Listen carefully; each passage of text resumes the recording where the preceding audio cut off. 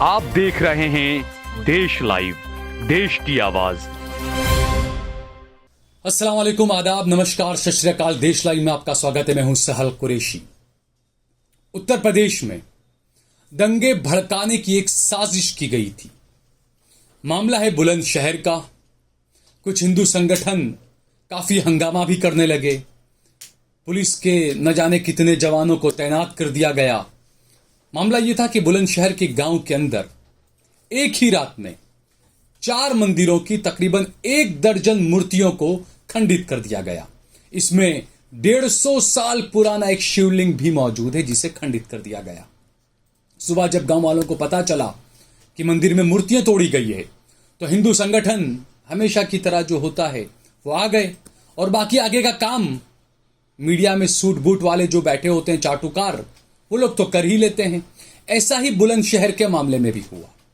हिंदू संगठन के लोगों ने काफी हंगामा बरपाया पुलिस के सामने और सब बहुत ज्यादा ने गांव में लोगों ने जमा होकर पुलिस को भी अल्टीमेटम देना शुरू किया और तमाम चीजें दबाव बनाना, प्रेशर बनाना शुरू किया। और ये कहा जाने लगा कि भाई जो भी हैं ये मंदिर पर हमला करने वाले या यहाँ की मूर्तियों को खंडित करने वाले, उन्हें बख्शा नहीं जाना चाहिए। और एसपी साहब ने कहा कि अभी जो एफआईआर हमने दर्ज की है आगे चलकर देखेंगे हम, और अगर जरूरत पड़ी तो एनएसए भी लगाएंगे। चूंकि शायद वहां पर भी उन्हें थोड़ा सा किसी चीज का खदशा होगा, इसीलिए कहा कि शायद लगाएंगे एनएसए। पक्का नहीं कहा कि हम एनएसए लगा ही देंगे। सामने अब्दुल होता तो एनएसए लग जाता। लेकिन हमलावरों को जब पुलिस ने पकड़ा सीसीटीवी के आधार पर, तो हमलावरों के नाम आप जान लीजिए क्या है दोस्तों। हमलावरों के नाम है, ये जो आरोपी हैं जिन्होंने इन मूर्तियों को खंडित किया, उनके नाम जो सामने आए बड़े हैरान करने वाले नाम। शांति प्रिय समुदाय के नाम हरीश शर्मा, शिवम, केशव और अजय, ये 4 लोगों के नाम सामने। इन चारों को पुलिस ने पकड़ा और पुलिस ने कहा कि शराब के नशे में ये लोग थे और इन्होंने जो है वो मंदिरों पर घुस कर ये तमाम मूर्तियों को खंडित किया। लेकिन जैसा मैंने बताया, हिंदू संगठन सड़कों पर आते हैं मेरे हिंदू भाइयों को उकसाने के लिए, और बाकी का काम गोदी मीडिया के चाटुकार पूरा कर लेते हैं। इसी तरह की कुछ वानगी आपको हम दिखा रहे हैं। जब ये हुआ मंदिरों का ये मामला, तो ब्लैक एंड व्हाइट कार्यक्रम करने वाले चौधरी साहब अपना खास कार्यक्रम लेकर आए, बड़ा उसमें पीछे बैकग्राउंड लगाया और हमेशा की तरह नफरत का फुहारा शुरू कर दिया। मंदिर पर हमला हुआ है, सब लोग खामोश हैं, कोई कुछ नहीं बोल रहा है। और यह भी आगे बढ़कर उन्होंने कहा, त्रिपुरा में जब मस्जिदों पर जो हमला हुआ था उस खबर को इन्होंने फेक बता दिया और कहा कि राहुल गांधी उस टाइम पर मस्जिद के हमले पर बड़ी बातें कर रहे थे, लेकिन यहां मंदिर पर हमला हुआ, कोई कुछ नहीं बोल रहा है, विपक्षी नेता कुछ नहीं बोल रहे हैं, मीडिया वाले कुछ नहीं बोल रहे हैं। किस तरह का माहौल बनाने की कोशिश की सुधीर चौधरी ने, वो आप देखिए दोस्तों। हमारे देश में अगर किसी मस्जिद पर या किसी चर्च पर हमले की कोई झूठी खबर भी आ जाए तो देश में दंगे भड़क जाते हैं, लेकिन मंदिर पर अगर हमला हो जाए तो हमारे देश में चर्चा तक नहीं होती। और बड़े दुख की बात है, दिल्ली से सिर्फ 110 किलोमीटर दूर उत्तर प्रदेश के बुलंदशहर में कुछ अज्ञात लोगों ने रात के अंधेरे में 4 मंदिरों पर हमला किया और इस घटना को हुए अब लगभग 48 घंटे होने वाले हैं, लेकिन हमारे देश में इसकी कहीं कोई चर्चा तक नहीं है। आपको किसी मीडिया में, किसी न्यूज चैनल में खबर तक नहीं मिलेगी, या यूं कह लीजिए कि इस घटना पर पूरे देश में सन्नाटा छाया हुआ है।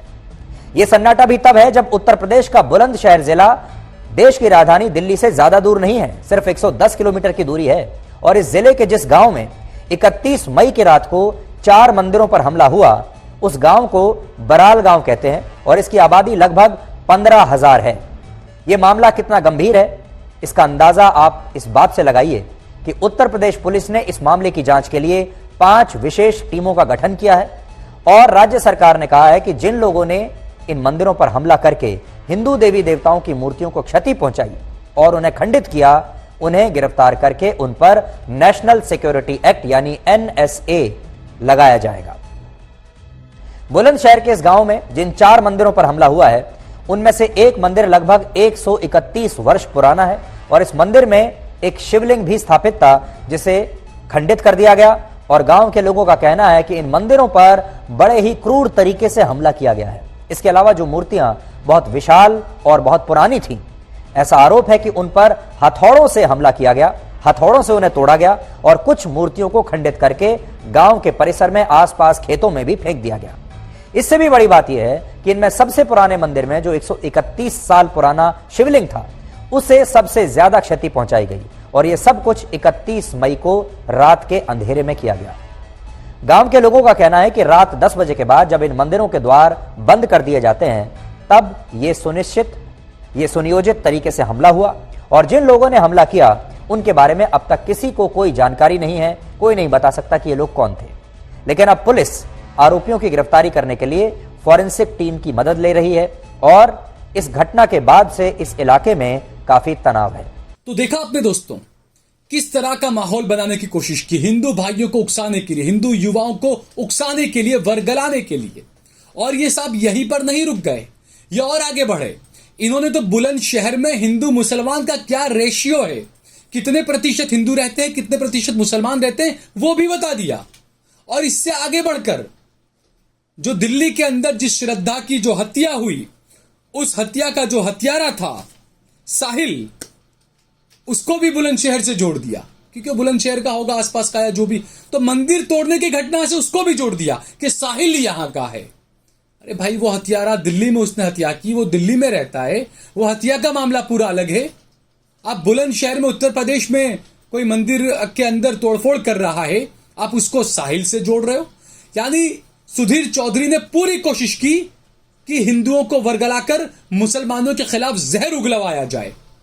लेकिन भला हो यूपी पुलिस का, भले ही एनकाउंटर स्पेशलिस्ट पुलिस गोलीबारी के टाइम पर इधर उधर भाग जाती है, लेकिन यहां पर सीसीटीवी के आधार पर, सीसीटीवी न होता तो न जाने क्या होता। कई बार तो यह भी बता दिया जाता कि सीसीटीवी बंद थे। ये बात हम करेंगे, लेकिन किस तरीके से सुधीर चौधरी ने साहिल के श्रद्धा के दिल्ली के हत्या को इससे जोड़ा, किस तरीके से हिंदू मुसलमान का बुलंदशहर के अंदर जो रेशियो है आबादी का, वो बताया, वो भी आप देखिए। बुलंदशहर जिले में लगभग 78% हिंदू रहते हैं और 22% मुस्लिम आबादी है और यह वही जिला है जहां से मोहम्मद साहिल खान को गिरफ्तार किया गया था। वही मोहम्मद साहिल खान जिसने राहुल बनकर अभी पिछले ही हफ्ते दिल्ली में 16 साल की साक्षी की सड़क पर खुलेआम चाकुओं से गोद गोद कर हत्या की थी। आज जब आप बुलंदशहर के इस गांव से हमारी ये बहुत ही खास ग्राउंड रिपोर्ट देखेंगे तो आपको पता चलेगा कि किस तरह इस गांव में मंदिरों को निशाना बनाया गया। लेकिन दुख की बात यह है कि हमारे देश में इस घटना की कोई चर्चा नहीं हो रही और अब विपक्षी नेताओं को भी भारत की धर्मनिरपेक्षता खतरे में नजर नहीं आ रही है। आपको एक उदाहरण देता हूं। वर्ष 2021 में जब त्रिपुरा में सांप्रदायिक तनाव की वजह से कई हिंसक घटनाएं हुई थी, तब पूरे देश में एक फेक न्यूज फैलाई गई थी कि इस हिंसा के दौरान मुस्लिम महिलाओं का रेप किया गया, उनकी हत्याएं की गई और एक मस्जिद में तोड़फोड़ के बाद मस्जिद में आग लगा दी गई और इसके बाद बहुत सांप्रदायिक हिंसा हुई थी। यह फेक न्यूज थी। इस फेक न्यूज को तब हमारे देश के विपक्षी दलों ने एक बहुत बड़ा मुद्दा बना दिया और तब 28 अक्टूबर 2021 को राहुल गांधी ने खुद एक ट्वीट किया और लिखा कि त्रिपुरा में हमारे मुसलमान भाइयों पर क्रूरता हो रही है। हिंदुओं के नाम पर नफरत और हिंसा करने वाले हिंदू नहीं, ढोंगी है। सरकार कब तक अंधी और बहरी होने का नाटक करती रहेगी। यह ट्वीट उस समय राहुल गांधी ने ही किया था। उनके अलावा और भी बहुत सारे नेता ऐसे थे जो ये कह रहे थे कि इस देश में मस्जिदों को निशाना जानबूझकर बनाया जा रहा है और तो और अमेरिका जैसे देशों ने भी तब इस पर चिंता जताई थी। बाद में पता चला कि मस्जिद पर हमले की खबर गलत थी और यह एक फेक न्यूज थी। यह जानकारी खुद भारत के गृह मंत्रालय ने दी थी। लेकिन आज ये बात हम आपको इसलिए बता रहे हैं क्योंकि इस देश में किसी मस्जिद पर हमला हो जाए, किसी चर्च पर हमला हो जाए, कोई फेक न्यूज भी अगर ऐसी आ जाए तो कितना बड़ा मुद्दा बन जाती है। लेकिन जब हकीकत में मंदिरों पर कोई हमला होता है तो इस पर कोई शोर नहीं होता। इस पर विपक्षी दलों को भारत की धर्म निरपेक्षता खतरे में नजर नहीं आती। तो देखिए दोस्तों, आप खुद तय करिए। मेरे दर्शकों में सब है, हिंदू है, मुस्लिम है, सिख है, ईसाई है, कुछ फॉरेनर्स भी हैं, सब है मेरे दर्शकों में, बाहर विदेश हर जगह। आप खुद तय करिए कि गोदी मीडिया किस तरीके से माहौल को खराब करने की कोशिश करता है, किस तरीके से। सीधे जांच जब होगी तब होगी, लेकिन जो मीडिया ट्रायल होता है उसमें ही सीधे निशाना मुसलमानों पर साध दिया जाता है। मुसलमान इसमें, इस बुलंदशहर में इतनी आबादी है मुसलमानों की, इतने प्रतिशत मुसलमान यहां रहते हैं। दिल्ली में श्रद्धा को जिसने मारा, काट दिया, वो साहिल भी यहीं पर रहता है। यानी कि पूरी गाड़ी मीडिया ट्रायल की जो शुरू कर दी उन्होंने, सुधीर चौधरी ने, वो सीधे तौर पर हिंदू मुसलमान को लेकर शुरू कर दी। यही है इस देश का गोदी मीडिया। इस चीज को आप समझिए। ये बिल्कुल ताजा मामला मैं आपको बता रहा हूं दोस्तों, कि सुधीर चौधरी ने कोई कमी नहीं रखी आग लगाने में, मुसलमानों को इस मंदिर पर हमले से जोड़ने में कोई कमी बाकी नहीं रखी। लेकिन जब पुलिस की जांच हुई, पुलिस ने जब जांच की, सीसीटीवी कैमरे चेक किए, तो उसके बाद जो मैंने बताया, जो नाम सामने आए, ये हरीश शर्मा, शिवम, केशव और अजय, इन्हें गिरफ्तार किया गया। अब यहां पर सवाल उठता है, बाबा बुलडोजर वाले कहां है? बुलडोजर कब आएगा शिवम के घर पर? बुलडोजर कब आएगा हरीश शर्मा के घर पर, केशव के घर पर और अजय के घर पर? एनएसए लगेगा या नहीं इन पर? यही अगर कोई मुसलमान, आम मुसलमान भी होता, मान लीजिए अगर आप पुलिस से कहती है कि भाई ये तो शराब के नशे में थे इसलिए इन्होंने ये काम कर दिया, अगर कोई मुसलमान शराब के नशे में ये काम करता तो क्या पुलिस छोड़ देती?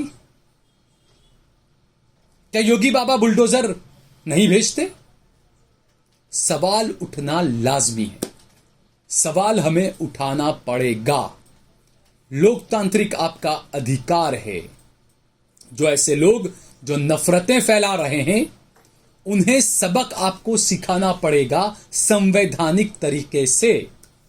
अगर इन नफरत फैलाने वालों को आपने संवैधानिक तरीके से अगर सबक नहीं सिखाया, तो मान लीजिए, जान लीजिए, यकीन करिए, नफरत का अगला निशाना आप होंगे। अगर आपको ये वीडियो पसंद आया हो तो इस पर ज्यादा से ज्यादा कमेंट करें, इसे लाइक करें, इसे ज्यादा से ज्यादा शेयर करें। अगर आपने हमारा चैनल देश लाइव सब्सक्राइब न किया हो तो हमारे चैनल को जरूर सब्सक्राइब करें।